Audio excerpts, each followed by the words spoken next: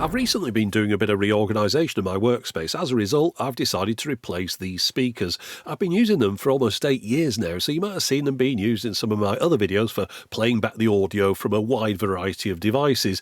Not too long ago, the optical input came in very handy with a mini disc player that had suffered from battery leakage and killed the analogue audio inputs and outputs, but it spared the digital, so I could use it with the optical input on the back of these speakers. However, the main reason I originally plumped for them was the fact they incorporated a phono preamp, and I've used that feature when demonstrating a number of record players.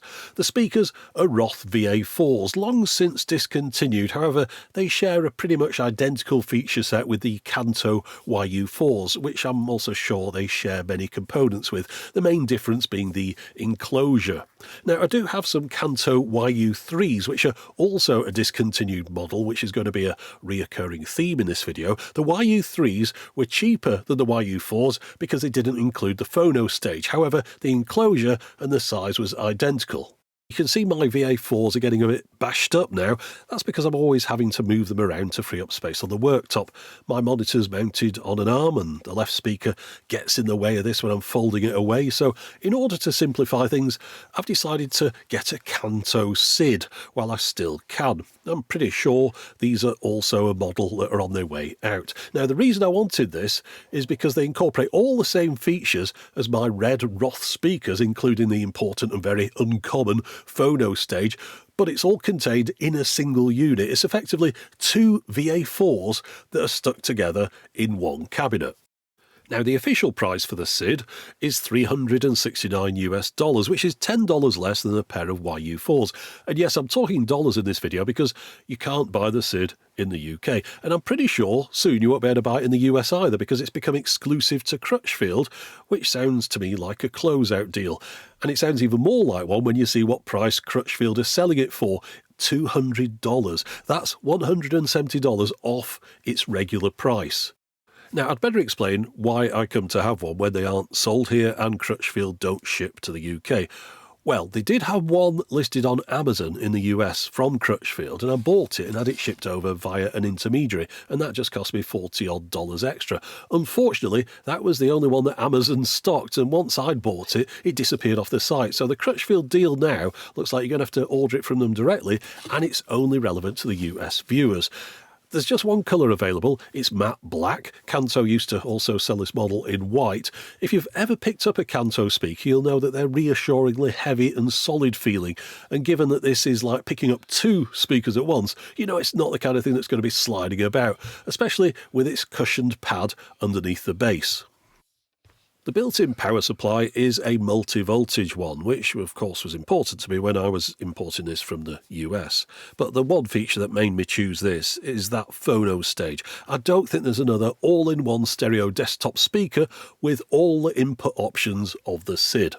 One feature that perhaps gives away the age of this design is that USB-A socket, which is purely there to provide power for charging a phone or whatever. It's not an input, but it's only a 1 amp output. Nowadays there tend to be more than that.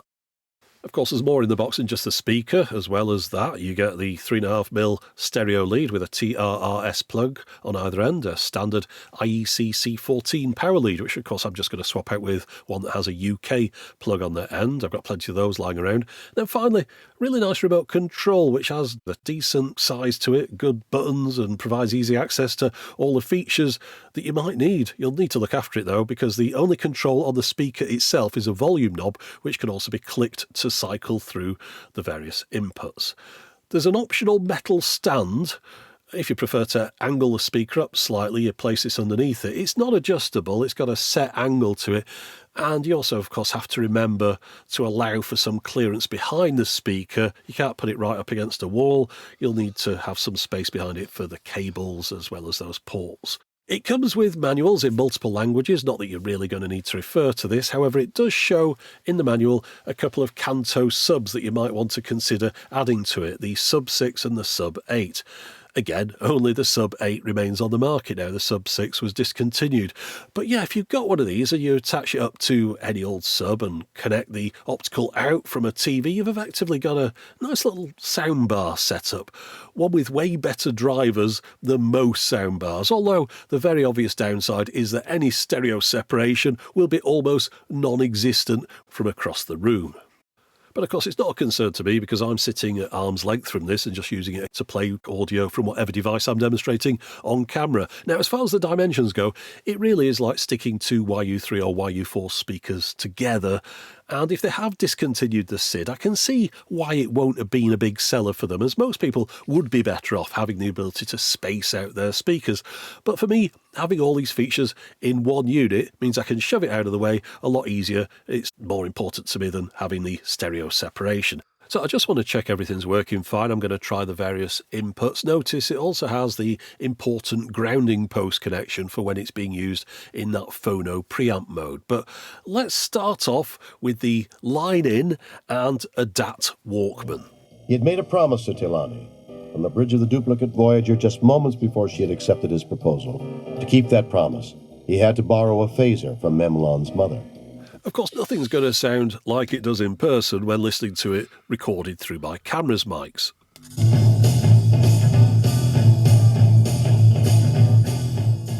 But in person, it sounds much the same as my previous speakers, which is not unsurprising because I'm sure it pretty much is much the same as my previous speakers, albeit squashed together. Whether I'm playing speech or music, it just does the job well. It doesn't go insanely loud. It feels more at home to me as a desktop or a bookshelf speaker. It's not the kind of speaker to fill a room with sound, and it's definitely not designed as such. One really useful feature of that remote is that it has reset buttons below the bass and treble and in between the balance. So with these you can quickly revert back to a neutral setting for each of those controls, and I wish more devices would have that feature.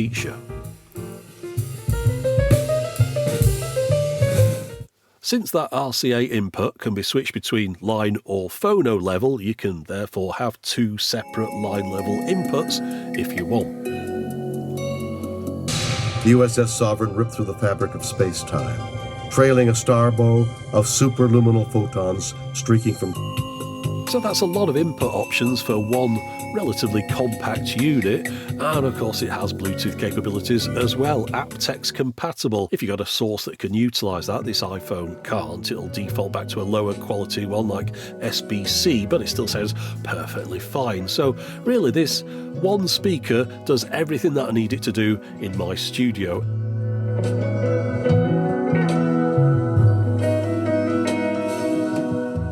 Now, just for the sake of completeness, I did try it out with my television using the optical output and the sound set to stereo. And while the overall sound quality was way better than the TV's internal speakers, especially when it came to dialogue, I couldn't recommend pairing it with a large screen just because all the sound feels like it's coming from the centre, because it is. If you were to pair this with a screen, I'd suggest doing it with a much smaller one. But for my purposes, it fits the bill perfectly, and I'd suggest that if you're in the US and you're looking for a good deal on an all-in-one stereo speaker with Bluetooth, line, optical and phono inputs, well, this is it. Anyway, that's it for the moment. As always, thanks for watching.